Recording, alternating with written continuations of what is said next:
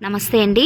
ఈరోజు బీట్రూట్ని విత్తనాల ద్వారా ఎలా పెంచుకోవాలి, వాటిని మనం చక్కగా నార్లు పోసుకున్న తర్వాత ఈ నారుని ఎలా ట్రాన్స్ప్లాంట్ చేసుకోవాలి, మట్టిని ఎలా కలుపుకుంటే మంచిగా దుంపలు అనేవి ఊరుతాయి, వీటికి సంబంధించిన విషయాలన్నీ కూడా ఈరోజు వీడియోలో డిస్కస్ చేసుకుందాం. నమస్తే, నేను Lakshmi. Welcome to our channel home maker strategy. ఒక 20 రోజులు అలా అవుతుందండి ఈ కంటైనర్లో బీట్రూట్ నార్లు అవి వేసి. విత్తనాలు వేసేటప్పుడు కూడా నేను వీడియో అప్లోడ్ చేశాను, చూసారా ఎంత హెల్దీగా పెరిగిందో. అన్ని విత్తనాలు కూడా చాలా బాగా మొలకలనే వచ్చాయండి. లాస్ట్ సీజన్లో అంటే టెర్రస్ గార్డెన్ స్టార్ట్ చేసిన 1-2 సంవత్సరాలు బాగానే బీట్రూట్ని పెంచాను, కానీ తర్వాత ఇంకొక 2 సంవత్సరాలు కంటిన్యూస్గా ఈ విత్తనాలు జర్మినేషన్ అవ్వటంలో ఫెయిల్ అయ్యి ఇంకా పెంచలేకపోయాను అనమాట బీట్రూట్. ఈసారి ఎర్లీగానే విత్తనాలు అవి వేసేసానండి. అంటే చూద్దాం, ఒకవేళ జర్మినేట్ అవ్వకపోతే మళ్ళీ ఇంకొక ప్యాకెట్ తీసుకొచ్చి వేద్దామని చెప్పి. శీతాకాలం ఎండింగ్ వరకు కూడా బీట్రూట్ని చాలా బాగా పెంచుకోవచ్చండి. కొంచెం ఈ వర్షాలు అవి ఇప్పుడు వస్తున్నాయి కాబట్టి కొంచెం జాగ్రత్తలు అవి తీసుకుని కూడా ఇప్పుడు కూడా వేసుకోవచ్చు. సో ఇప్పుడు మనం ఈ నారుని అంటే విత్తనాలు వేసుకున్న 20 నుంచి 25 రోజుల లోపు మనం ఈ నారుని ట్రాన్స్ప్లాంట్ చేసుకోవాలి. ఈ స్టేజ్లో మనం చక్కగా ఏ కంటైనర్లో అయితే పెంచుకోవాలి అనుకుంటున్నామో ఆ కంటైనర్లో వేసేసుకుంటే హెల్తీగా పెరుగుతాయి అన్నమాట. ప్రస్తుతానికైతే వీటికి థర్మాకోల్ బాక్సుల్లో వేస్తానండి. ఆల్రెడీ మట్టి అది కలిపి రెడీ చేసి పెట్టుకున్నాను. ఎలా కలుపుకోవాలంటే దుంపజాతికి సంబంధించిన ఏ వెరైటీనైనా మనం పెంచుకోవాలి అనుకుంటే ఫస్ట్ ఏంటంటే మట్టి ఎలా తీసుకోవాలంటే 1% మట్టి, 1% పశువుల ఎరువు. ఆ పశువుల ఎరువు ప్లేస్లో మీరు వర్మీ కంపోస్ట్ తీసుకోవచ్చు, కిచెన్ వేస్ట్తో తయారు చేసుకున్న కంపోస్ట్ తీసుకోవచ్చు. పశువుల ఎరువు అంటే ఆవు ఎరువు కానీ, గేదె ఎరువు కానీ, మేక ఎరువు కానీ, కోళ్ళ ఎరువు, అలా మీ దగ్గర ఏ ఎరువు ఉంటే ఆ ఎరువుని యూజ్ చేసుకోవచ్చు అనమాట. అలా 1% మీకు ఏరియాలో ఏ మట్టి దొరికితే ఆ మట్టి, అలాగే 1% ఎరువు, 1% కొబ్బరి పొట్టు, అలాగే కొద్దిగా ఇసుకను కూడా యాడ్ చేసుకున్నాం అనుకోండి. దుంపజాతికి సంబంధించిన వెరైటీస్ని పెంచుకునేటప్పుడు ఇసుకను కూడా యాడ్ చేసుకుంటే డ్రైనేజ్ అది ప్రాపర్గా ఉంటుంది అనమాట. ఎక్సెస్ వాటర్ అది ఎప్పటికప్పుడు నిల్వ లేకుండా డ్రైనేజ్ హోల్స్ నుంచి కిందకి వెళ్ళిపోతే దుంపలు అవి పాడవకుండా కుళ్ళిపోకుండా హెల్దీగా పెరుగుతాయి అనమాట. సో అందుకని కంపల్సరిగా క్యారెట్, బీట్రూట్, రాడిష్, చిలకడ దుంపలు, వీటన్నింటికి సంబంధించిన వెరైటీస్, దుంపలకు సంబంధించి ఏ వెరైటీస్ పెంచుకోవాలనుకున్నా మీరు చక్కగా మట్టిలో కొద్దిగా ఇసుక అనేది యాడ్ చేసుకోండి. సో ఇలా కలిపి పెట్టేసుకున్న కంటైనర్లో మనం డైరెక్ట్గా ఈ నారుని తీసి వేసుకోవటమే. అయితే పెద్ద సైజు కంటైనర్ని మనం ప్రిఫర్ చేసుకోవాలి.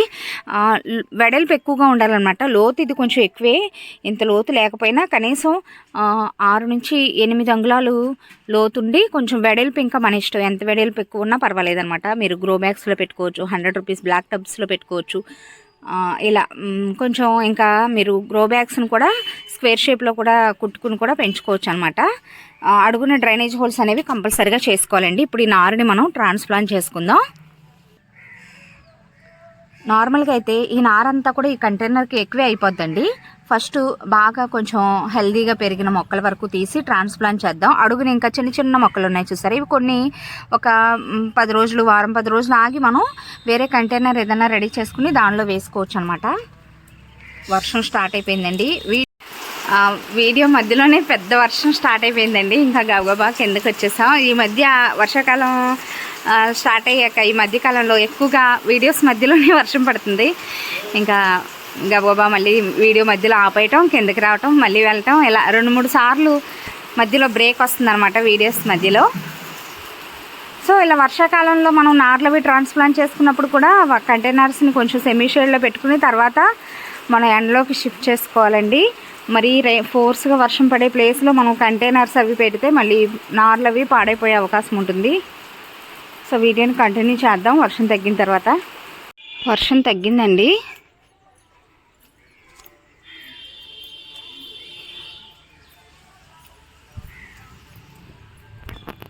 ఇందాక చెప్పాను కదా, ఫస్ట్ ఒక బ్యాచ్కి సరిపడా అంటే ఈ కంటైనర్లోకి సరిపడా పెద్ద సైజు మొక్కల వరకు తీద్దాం. తర్వాత ఒక వారం 10 రోజులు ఆగి మిగిలిన చిన్న మొక్కలు ఎదుగుతాయి కదా ఈలోపు, అప్పుడు మళ్ళీ వేరే కంటైనర్లో వేసుకుంటే ఒకేసారి అన్నీ హార్వెస్ట్కి రాకుండానే ఉంటాయి, మొక్కలు కూడా బలంగా పెరుగుతాయండి. మరి చక్కగా దగ్గరగా కూడా వేసుకోకూడదు, కొంచెం గ్యాప్ ఇవ్వాలన్నమాట దుంప ఊరటానికి. బీట్రూట్ అనేసరికి ఆ సైజు వరకు కూడా వస్తాయి. 1 సంవత్సరం ఏం చేశానంటే చక్కగా అన్ని కంటైనర్స్లో కూడా ఒక్కొక్క మొక్క చొప్పున అలా వేసేసాను. పాదులకు సంబంధించిన కంటైనర్స్లో చాలా బాగా ఊరాయండి బీట్రూట్.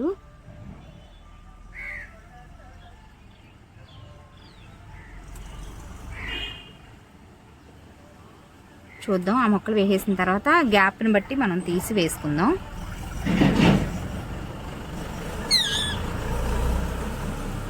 వేరుకుళ్ళు వచ్చేసింది.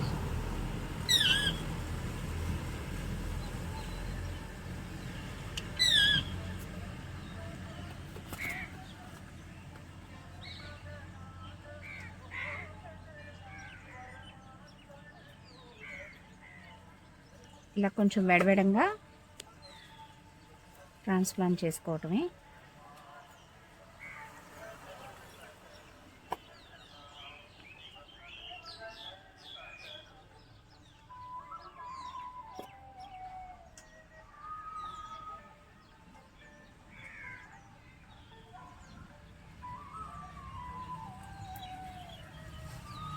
పెద్దగా పెస్ట్లు ఏమి రావండి. నేను 2 సంవత్సరాలు గ్రో చేశాను టెర్రస్ గార్డెన్లో.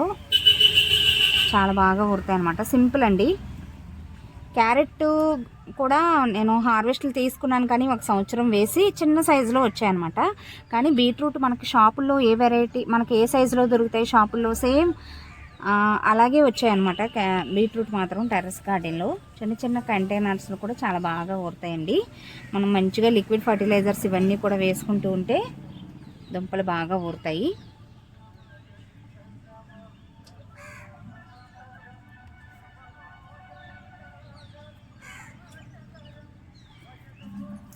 ఇంకొక మొక్క తీద్దాం.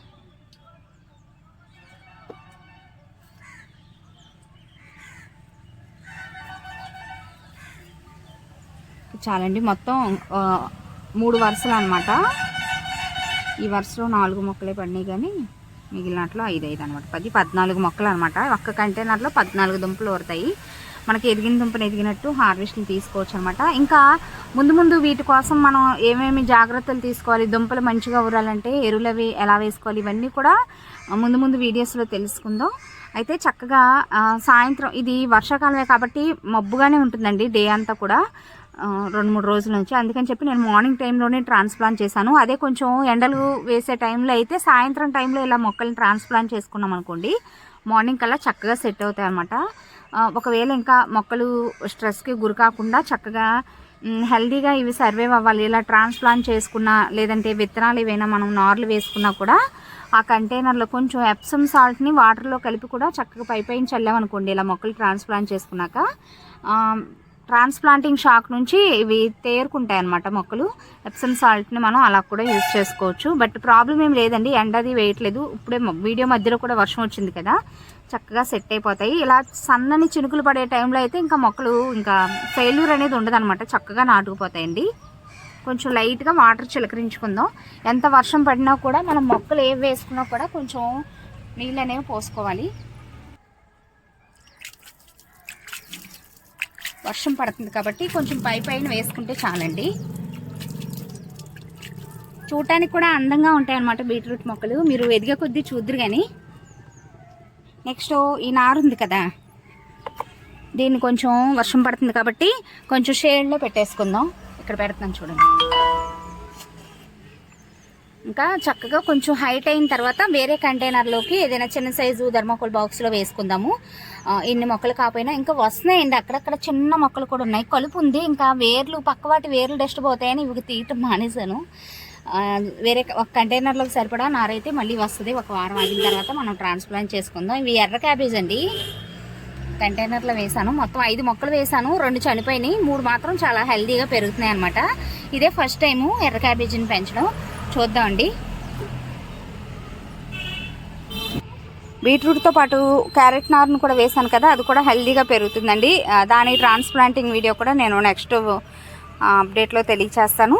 ఇదండి ఈరోజు వీడియో ఎలా అనిపించిందో కామెంట్ సెక్షన్లో తప్పకుండా తెలియచేయండి. వీడియో నచ్చితే ఒక లైక్ ఇచ్చి ఛానల్ని సబ్స్క్రైబ్ చేసుకోండి. Thanks for watching.